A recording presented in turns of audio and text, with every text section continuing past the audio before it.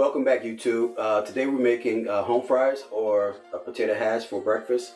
So let's get started, and I will give you the easy and quick steps to really making successful hash.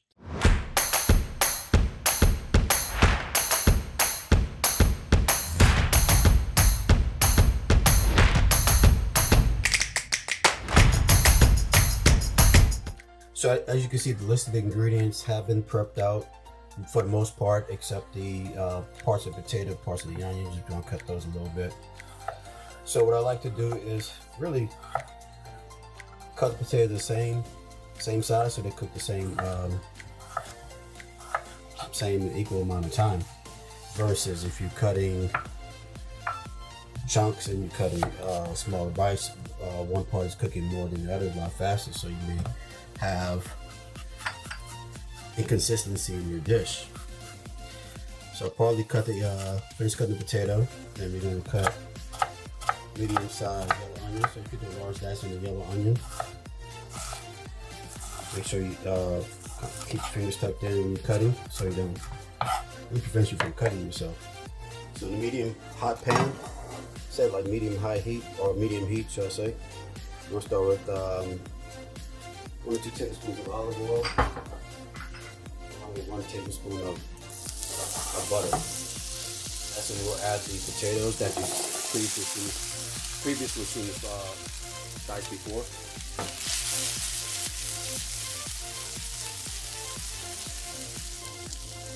Let that cook a little bit, season with salt and pepper. I like to season with salt and pepper as I go. So it allows your product to really work for itself instead of you working the product, because you don't want things to taste salt on top of your dish at the end, but you want to taste salt and pepper throughout the process. Even other spices, whether it's thyme, whether it's turmeric, cinnamon, things, whatever spice you're going to use for the dish, you can really taste it out and see. Now I like to let these go for a couple minutes until I start to see slight caramelization.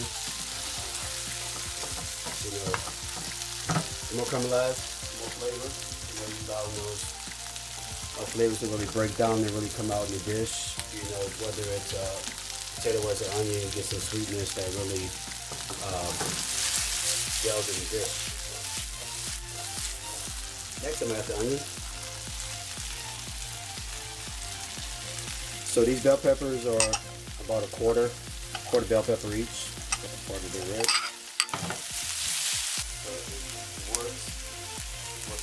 These are extra flavor additives that I always like to use because I'm from Louisiana, so using bell pepper is a staple for a lot of dishes, even breakfast, even lunch, even dinner.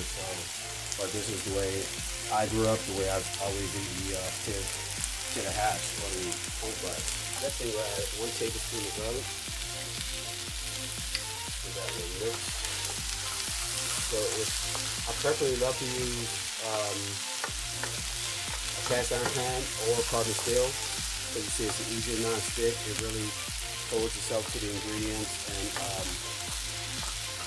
helps really impact a lot of flavor into the ingredients as well. And it's easy cleanup as well. That's one of the main reasons also is cast irons are always an easy cleanup. Just wipe and go. After you're done with the product.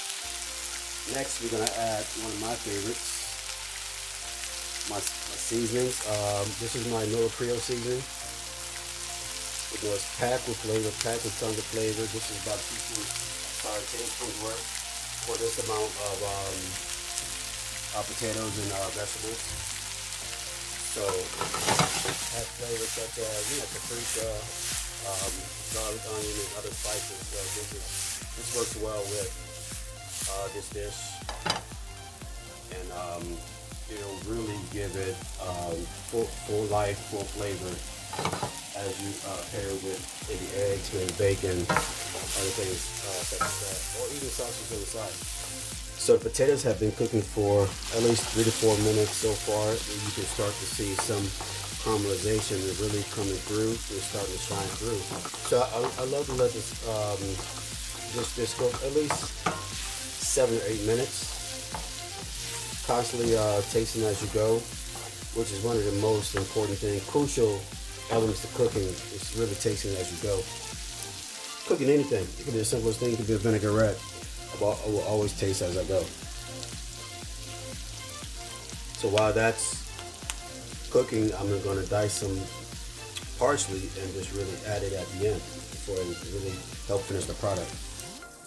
So while the potatoes continue to cook, I'm going to add a 1/4 cup of parsley. Some you can use leaves only, but I think the stems are fine just as well.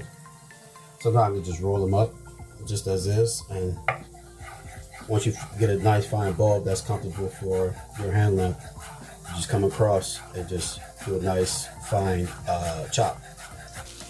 So the tomato, the potato dish is just about done. Potatoes are nice and tender, and this is when I finish it with. So we're gonna do like a quick stir.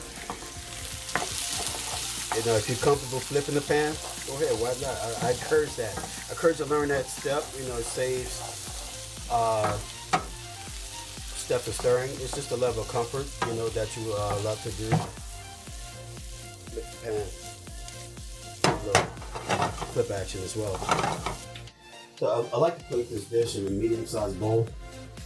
I mean, if you have a platter, you can do that. If it's a family breakfast, you can also look to use bowls about this size, so you're not really overcrowding the table and there's platters hanging everywhere. So like I said, this is a quick, easy dish. You know, any level can do it. Any level of comfort, you know, can really help you execute this dish and really make it a success. So here's the finished product. Always gotta taste your meal. Most important step, taste before it goes out. Or I'm talking. But really feel its flavors. It's nice, has nice texture, sweetness of the bell peppers, kind of slightly but moderate heat of the Creole seasoning, and it really comes together to make a really great cohesive side dish. If you like everything you've seen today, please like, share, comment, and subscribe. And really comment below, and there's future things that we can share together, dishes we can share, dishes you'll love to see me prepare. So, if you'd like to watch this video, take care.